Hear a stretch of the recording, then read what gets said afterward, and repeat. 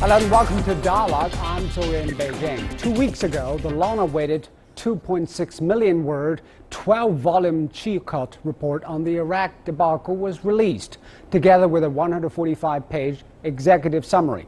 Well, led by the United States with the support of the British, the war paved the way for a violent insurgency and sectarian conflict that continues even today. Various estimates put the civilian death toll between 150,000 and 300,000. Overall, Chilcot's report amounts to arguably the most scathing official verdict on any modern British Prime Minister, and was a more far-reaching and damning document than many had expected. While the report stopped short of calling Tony Blair a liar, Chilcot said the claims about weapons of mass destruction were presented with that was not justified. And so what will be the full report, and what lessons will be learned internationally about this war? What action, if any, will be taken against those who made the decision? And with me here in the studio is Professor James Ray from California State University, Sacramento, and former Chinese ambassador to Iran, Hua Liming. And joining us live from London will be our reporter, Richard Bestich. But first, let's take a look at this. The inquiry was launched in 2009, aimed at establishing clarity around Britain's involvement in the war, from decisions made to actions taken. The report is sharply critical of Blair, who led Britain into war alongside then U.S. President George W. Bush. Although Blair has been out of office for nearly a decade, some lawmakers want Parliament to put him on trial. After the publication of the report, Blair made a statement in which he acknowledged his missteps and explained why he continues to believe it was better to remove Saddam Hussein from power.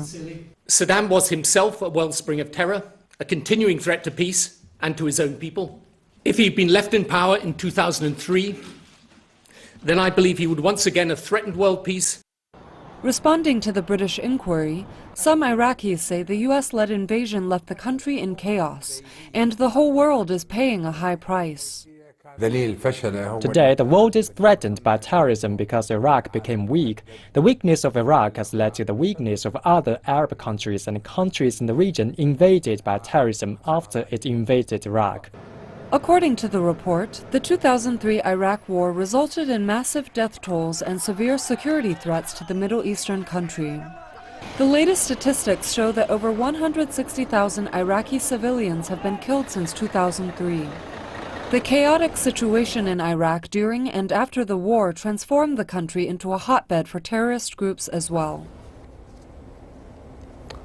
And to talk about the implications of the war and who should bear the blame for this war decision, let's talk to our correspondent from London first. Richard, I was told that Geoffrey Robertson, a former United Nations appeal judge, has ruled out the prospect of Mr. Tony Blair going before the International Criminal Court, saying the prosecution of a former prime minister as a war criminal was simply legally impossible. Explain to us why this is impossible. Is it any way that we can bring a former British prime minister to account for the wrong decision he made?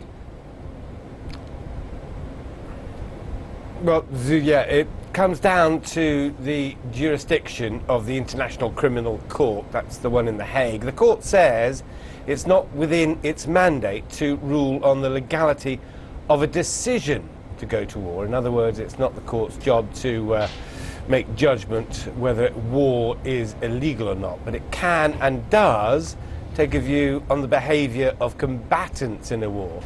So, for example, while Tony Blair says he's not a war criminal, at the same time he argues Saddam Hussein was, because of the use of chemical weapons in Iraq's war with Iran and indeed against Saddam Hussein's own people. Neither does the Chilcot report really take the argument further, as its remit was not to comment on the legality of the war. But as you were suggesting, Julia, the report probably does mean in future Britain will need to have a much clearer and more transparent justification for any act of aggression against a foreign power post-Chilcot. Parliament will certainly be much less accepting of assurances from government and indeed Britain's intelligence agencies than it was in 2003. But of course, that word has a lot of consequences. I believe a lot of people are still suffering this.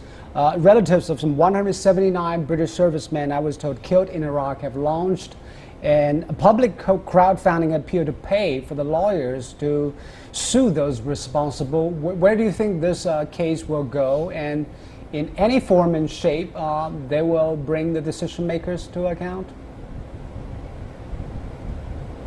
Well, you're right. The families of those who were killed are planning their own civil court action, and at the latest count, I understand they've raised something in the region of $70,000. They'll base their case on the serious failings identified by Chilcot and allege misconduct in public office on the part of Blair. But for that case to succeed, it would need to be proved that Blair knowingly abused his powers. There are some other alternatives, included in them plans for a debate in Parliament aimed at finding Blair in contempt on the grounds he deceived MPs with dodgy intelligence. Jeremy Corbyn, the current leader of Tony Blair's own party, is among those who would back that move. But it's all gone rather quiet. Member of Parliament behind the idea, David Davis, has now got the top job in Britain's new Brexit ministry. So as a government minister, he can't engage in the hand-to-hand combat of parliamentary life. So while there's a desire in Britain among some to hold Blair to account, the reality is, the prospects are frankly limited. It's limited. Well, Professor Ray, how much responsibility do you think Mr. Tony Blair should carry for the decisions he made 13 years ago that led to the death of hundreds of thousands of civilians and also thousands of soldiers in the UK and in the US? Well, I think the responsibility for the war lies with the United States and therefore the leaders of the United States. And I think Tony Blair's foreign policy decision to ally himself to the United States shouldn't hold a great deal of accountability for his decisions, because the ultimate decision was the United States and he just made the decision to join.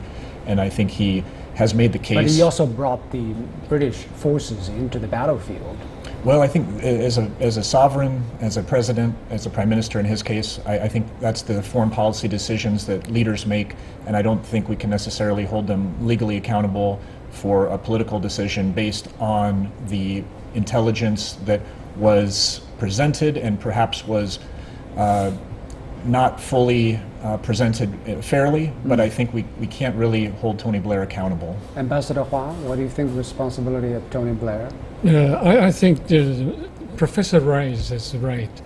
I think United States should be most responsible for this war. And the United States, led by George W. Bush, initiated this war just to change the regime of sovereign state. I think it is more a political issue rather than the judicial. But the Americans can also say we made the decision based on false intelligence from our own intelligence agencies. And I think the CIA had made some so-called evidence of intelligence, but all investigations made by United Nations Security Council showed that Saddam Hussein didn't have anything for mass destruction weapons inside Iraq. Even for that, I think the decision that made in 2001, 2 years before the war was launched, and I think this is a question not judicial. It's a political, that whether a big power of the world has the right to invade a country just to change a regime like Saddam Hussein, not because of the mass destruction. It's just an excuse or pretext for the superpower. So in any way, both the leaders of the US and UK will not bear legal responsibilities because of the decisions they made about the war. Well, I think it would be reasonable to pursue in the United States some legal or other sort of inquiry into the process. I think it would be reasonable to look at the Secretary of Defense, Donald Rumsfeld, the Vice President Dick Cheney, and perhaps even George W. Bush, as potentially holding legal jeopardy. But I do think there's also the political element, and I don't think that's likely to occur in the United States. But there could be domestic legal accountability, and there could be perhaps some, although the United States is not a party to the ICC, could have some legal ramifications in terms of universal jurisdiction for... It took the British 7 years to compile more than 2 million word document investigating on this. Why there isn't a similar thing that is happening in the U.S., which is the main culprit of this war? Well, in part I would say the Democratic Party did have a policy of regime change under Bill Clinton, so there was some bipartisan support for the notion that Saddam Hussein was a potential threat and had violated international law in the past. I think subsequently, I think the American sense is not to drudge up past problems, and because we have the Democratic Party in power, it would be seen as sort of a political witch hunt, and I think that is sort of the political reason not to get involved. So there won't be anybody who will bring up any case against the decision-makers back 30 years ago? I don't think in the United States there will be. There is not a political climate for this, or there is no legal case for this? I think there's a legal case. I think there's a strong legal case that abuses occurred in Iraq at Abu Ghraib, which were essentially war crimes. The illegality of the war, I think it's clearly illegal. I think there's abundant grounds for a legal inquiry, but politically I think in the United States, as the superpower, doesn't want to look at its own sort of dirty hands in this case. And another thing, Richard, why people say Tony Blair should be blamed is that he based his decision on the close partnership between UK, the special relationship between UK and the United States. Did anything change after the war in Iraq? Will British leaders have second thoughts when they consider joining a war with the US from time on? Well, I think it's probably worth remembering to what extent the British people were ignored in the decision in going to war. Something in the region of 2 million people took to the streets demanding that Britain didn't go to war. They were ignored in the decision made by Tony Blair. It's also worth remembering the Chilcot report's conclusion that Blair believed he had too much influence over George W. Bush in the process running up to the decision to go to war, and that actually, as it turned out, the timing and the agenda was driven by the US administration at the time. That's not to say that there is any justification for saying, well, the US was more responsible for what was, by Kofi Annan at the time, the UN Secretary General, described as an illegal war, that it's an apportionment of blame.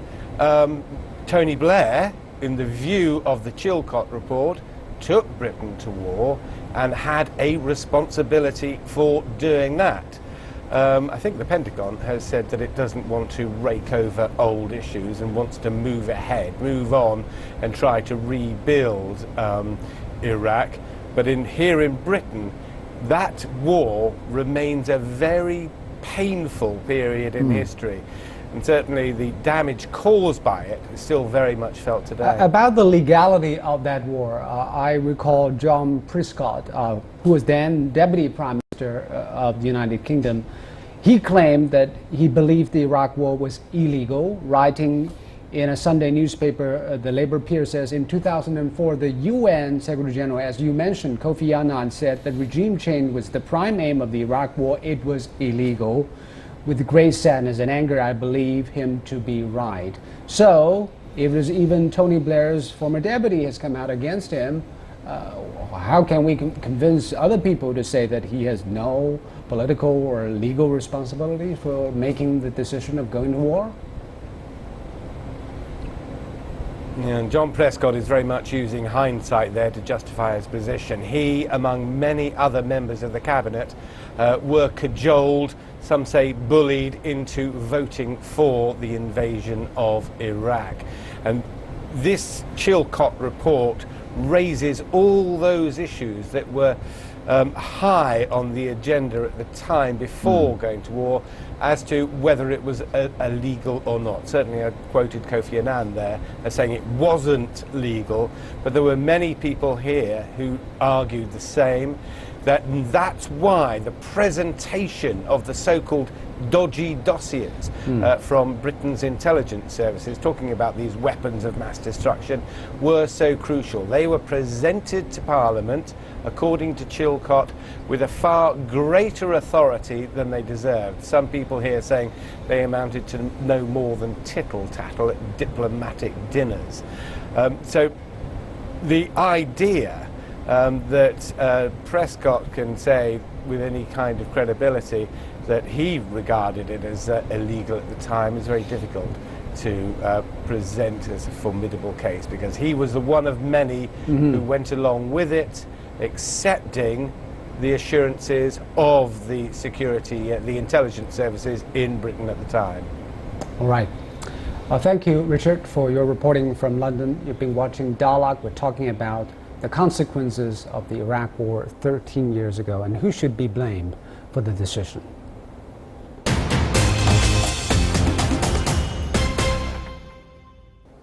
And now let's talk about the bigger victim of the war 13 years ago. Of course, that's the Iraqis. Hundreds of thousands of Iraqis were killed during that war and millions were displaced. Do you think it is reasonable for Iraqis to bring up any case against the war decision makers in any way, Ambassador? I remember 2007 when George W. Bush visited Iraq for the last time. An Iraqi journalist threw his shoe to the face of George W. Bush. Then he said, I'm not regretful that action because my people were killed and many of our families were displaced.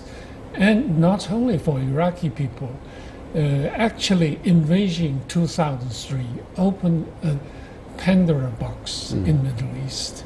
And I think people like Al-Qaeda and ISIS, they did find a very good hotbed for themselves in Iraqi territory.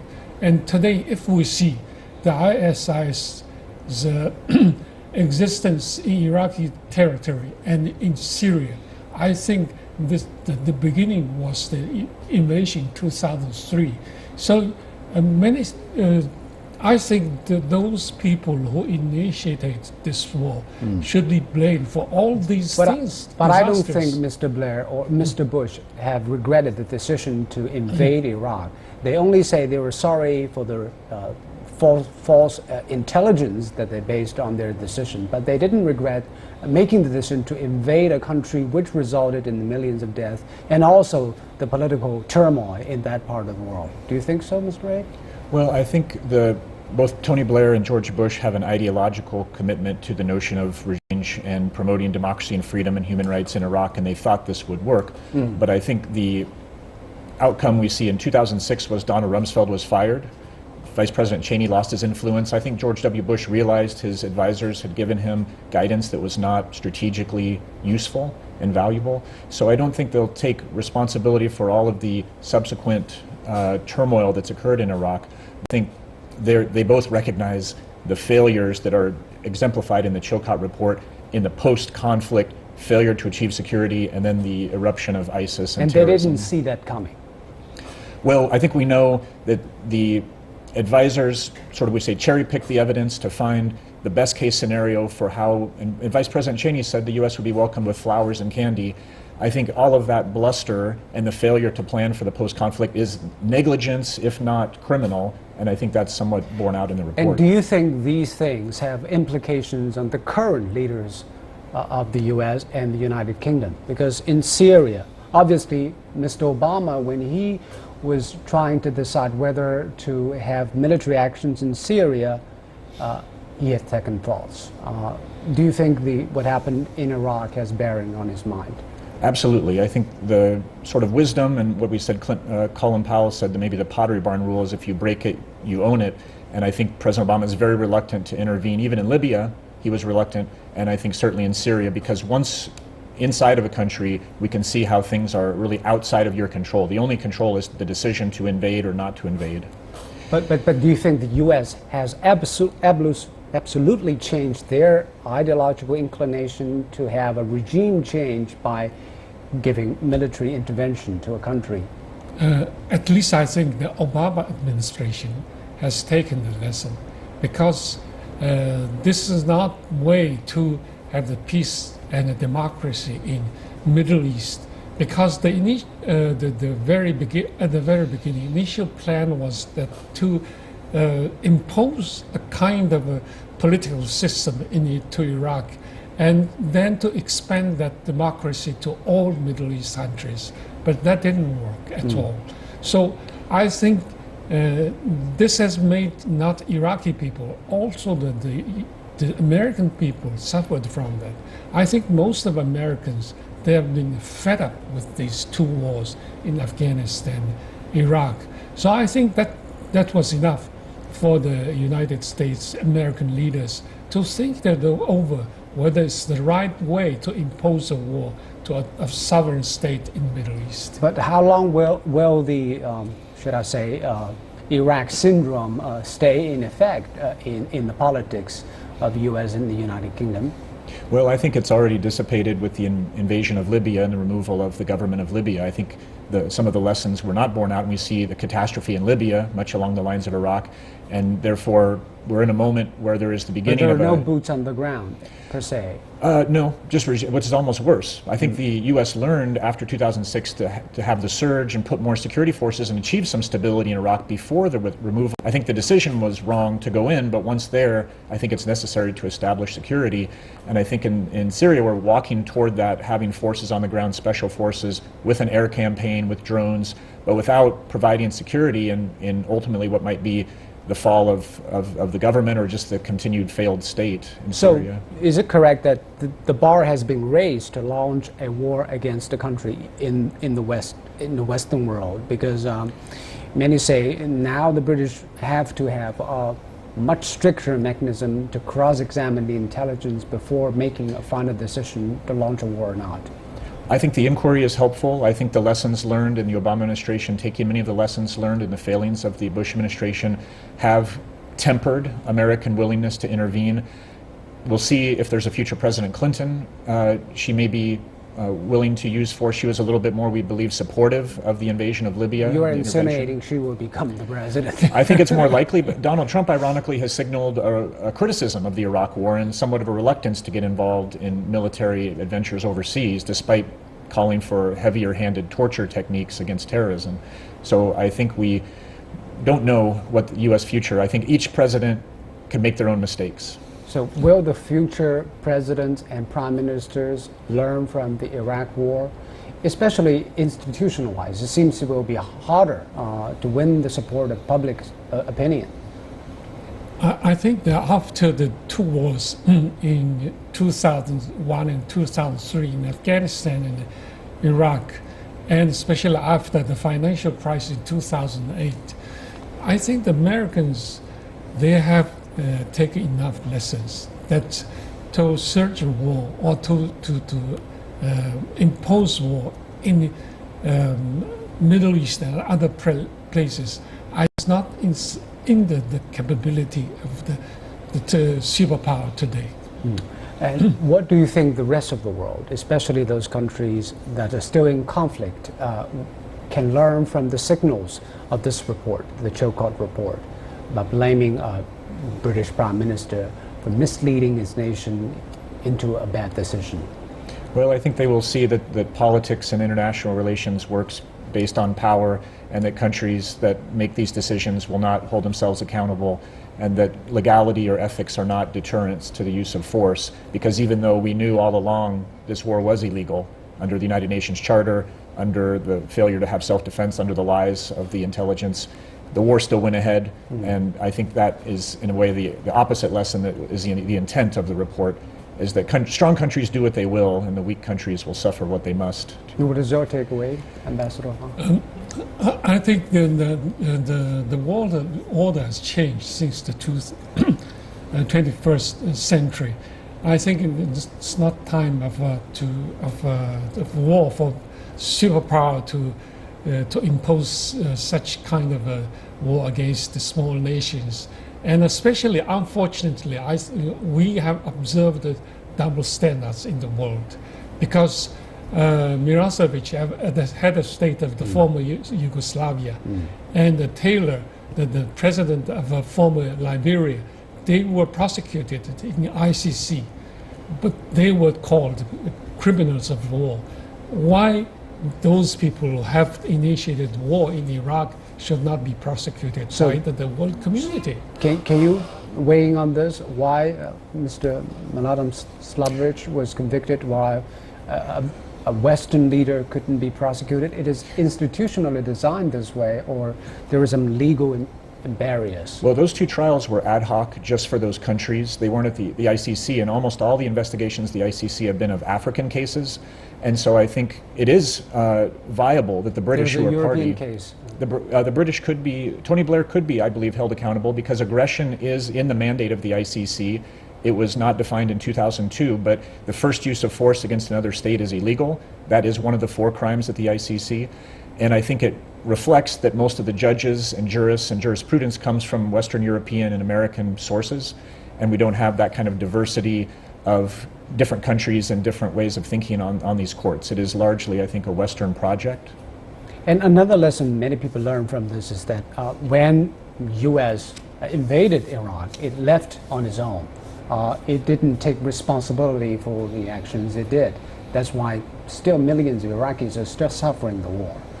So this is a lesson that is maybe the biggest lesson from the war. And the second lesson, the Syrian war, still the Syrian people are suffering from that. And the millions of refugees now fleeing Syria to Europe. This is the second lesson. I think still we have to take many lessons from the Middle East. So the whole world is still stuck making and processing the war 13 years ago, in a way. Well, I think so. And then the dramatic effects of terrorism that have used Iraq and Syria as a base, I think, exemplify the failure of the policy to achieve security and a stable Iraq. All right. Thank you very much. We're running out of time. Thank you, Mr. Ray, and thank you, Ambassador Huang. You've been watching Dialogue here on CCTV News. I'm Joe in Beijing. Thanks for watching. Goodbye for now.